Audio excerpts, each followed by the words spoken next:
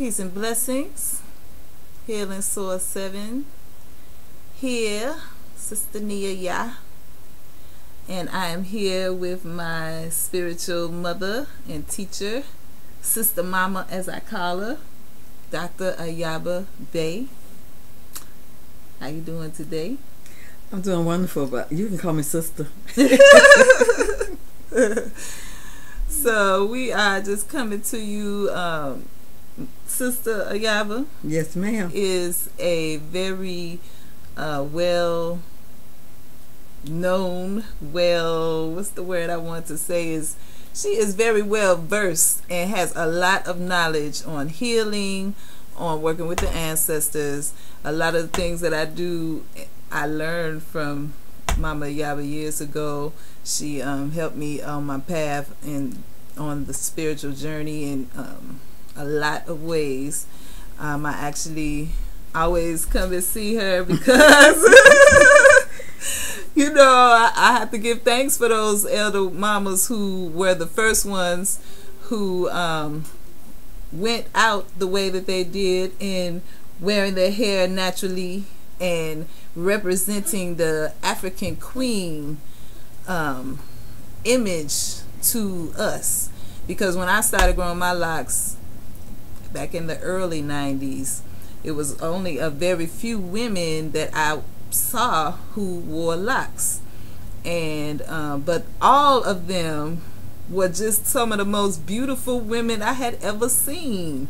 And so when I thought about how I wanted to look, the kind of woman that I wanted to be, it was these women like Mama Ayaba who, you know, that's how I wanted to be, dressed all beautifully African back in the days, you know, where everybody was always, you know, just beautifully adorned and shining. And, you know, our experience has changed a little bit. But it was seeing those sisters, they, you know, made clothes, they made jewelry, they had their own businesses, they took care of their children at home. Or had homeschool co-ops. Yeah. They had restaurants, they had bands, and they really made us, or people like myself who were interested in culture, you know, they made it seem like something that we wanted to do, because I could see the peace and the joy and the love in the community at that time. And so, you know, of course things changed. Well, since you want to bring that up, I would like to also add to that I was not the first, so therefore I must have had some examples, and those examples started actually in New York. I left Richmond, Virginia, moved to what they call Sugar Hill. We always had such nice, colorful descriptions of our communities in those times. And in Sugar Hill, from Sugar Hill, moved to Brooklyn, and a place called the East Cultural Center also was the home of the Uhuru Sasa Shule, or the Freedom Now School, and it was headed by a group of brothers and sisters from Brooklyn who had also been teachers in the Brooklyn public school system. And from there I would go and visit this place up in upstate New York with a woman named Queen Mother Moore. Mm-hmm. And Queen Mother Moore, dressed in African garments, and she was a real black nationalist, if you would want to call it that, cultural nationalist. And she always promoted the idea that an African descended woman, a Native American descended woman, an Aboriginal descended woman was all those things that Sister Kajara just stated. Not like in the West where you're categorized and put into a box. You're a specialist in this or a specialist in that. But in our culture, all the Aboriginal cultures, you're a specialist in everything, because everything is what it's all about, especially if you are a female. And as you know, the female, according to the science that these people have studied out of our own ancient Kemetic schools, headed in some periods of time by the great brother Imhotep himself, the master medicine man, architect, agriculturist, astrologer.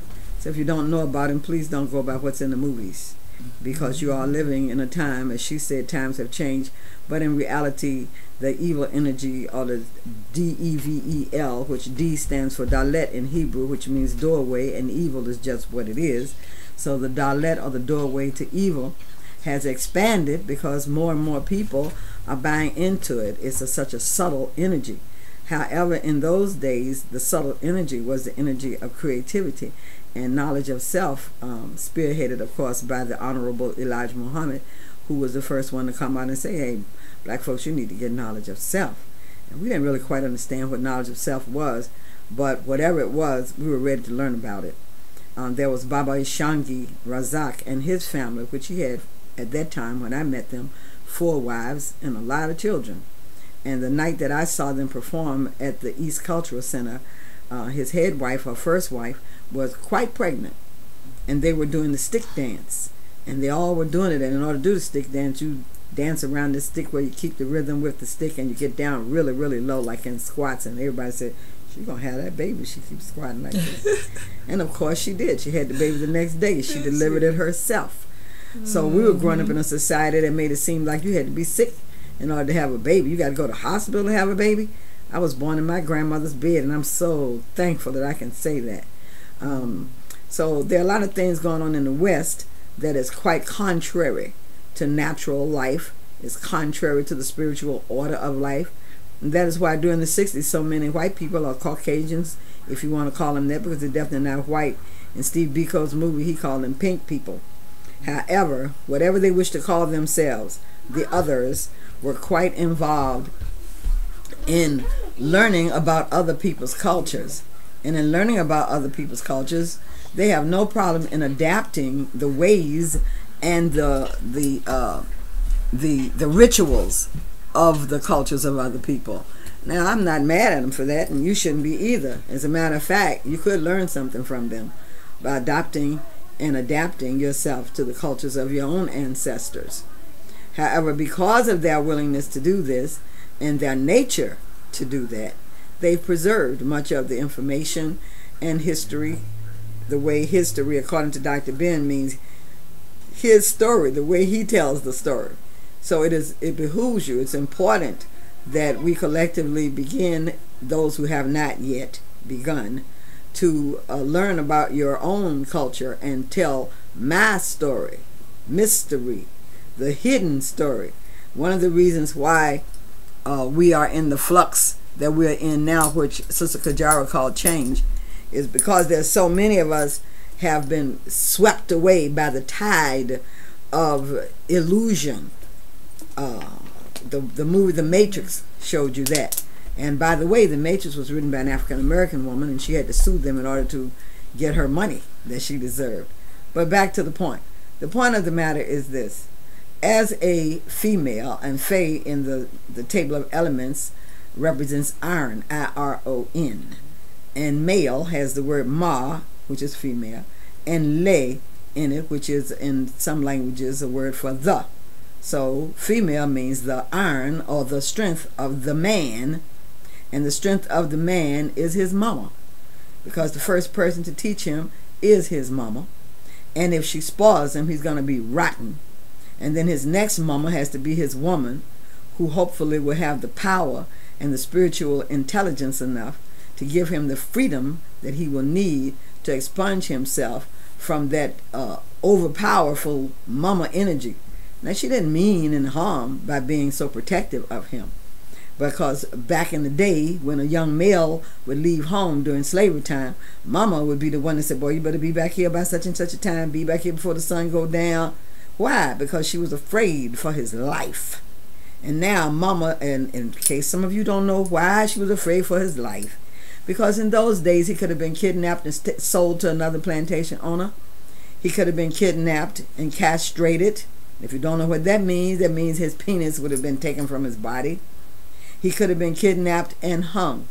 If you don't know what that means, then lynched, hung from a tree until dead, or tarred and feathered. Now, some of you don't want to hear these types of things, but go talk to a Jew about the Holocaust. He'll tell you everything. Talk to an African American about his past, he don't want to talk about it. Oh, it's too terrible, it's too painful. Well, you need some pain. Sometimes you need some pain to kick you in the memory butt, so that you will be, so that you will care for what's going to happen in the future. There's a movie that came out called Sankofa. It means go back and get that which you left behind. Show me one person who, if they got lost in the woods or in the forest or in the neighborhood, wouldn't turn around and look back to see where he came from, so he can try to ascertain where and what direction he should be going in to get to where he's trying to go. You know, you have to stop me.